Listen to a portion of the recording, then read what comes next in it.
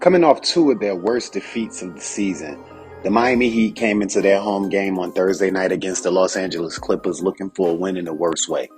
Allowing the Memphis Grizzlies to beat them without Ja Morant, without Desmond Bane, and without Jaren Jackson Jr. in the lineup in their game before last, they would then let Detroit come into their home building and beat them in their last contest. Surely they would be able to get a win on Thursday night, right?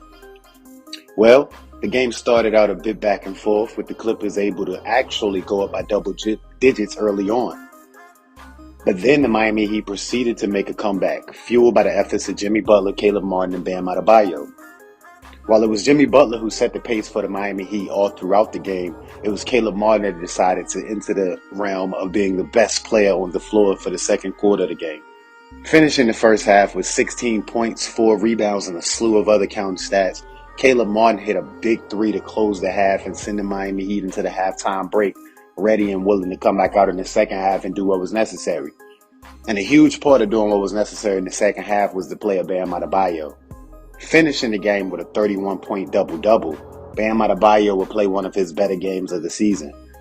Though he came out looking a bit tentative to start, he would quickly assert himself and build on what he quickly got off to in the beginning.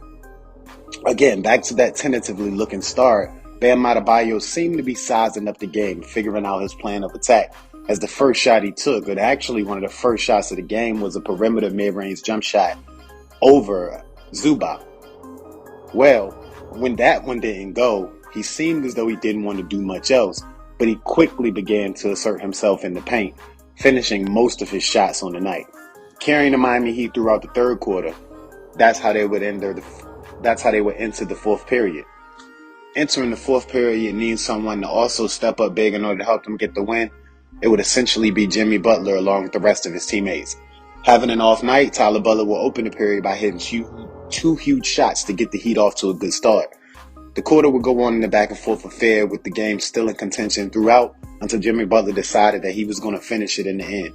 Scoring all of the Heat's final points in the important frames, Jimmy Butler would take this team to victory and a much-needed win. Look, this doesn't get the Miami Heat back to where they need to be. This isn't a statement game. This doesn't mean that they're fixed. But it's good to see them come out and get a win, especially after adversity they've been through in the last couple of contests. They were able to get this win without Kyle Lowry or Gabe Vincent playing their top 2 point guard options, having to start G League or Drew Smith as the first unit guy. But above all of that, and regardless of the situation, they still found a way to come out and get a win. And most importantly, they found a way to come out and get a win on both sides of the ball. Having one of their lowest turnover games of the season, it was good to see the Miami Heat this discipline in all formats, able to get play on offense, on defense, and from a ball security perspective. You like what the Miami Heat did, but they must continue to build. The next game, they'll welcome in a San Antonio Spurs squad that absolutely terrifies you. And the reason that such a poor squad terrifies you if you're the Miami Heat is because you've been apt to play down. And the last 2 defeats to the Pistons and the Grizzlies are a prime example of such. Again, they need to look to build off this, and who knows what that looks like. And when it comes to what you should be looking for moving forward with the Miami Heat, you should be looking to see if they can maintain a little bit of consistency, continuity, and efficiency amongst their lineup. Those are 3 things, though closely related, that have plagued the Miami Heat this season, often resulting in poor play in some of their defeats.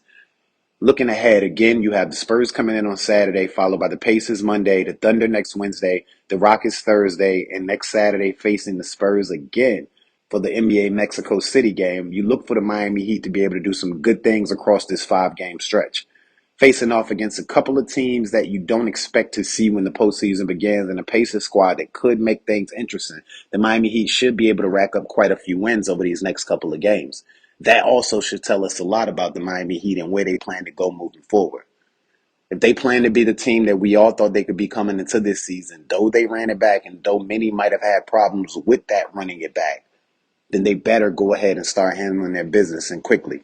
These next 5 games provide just the opportunity to do that. But as far as their performance on Thursday night, it was exactly what you wanted to see against a Clippers squad that could have made things interesting after losing to the Orlando Magic on Wednesday night.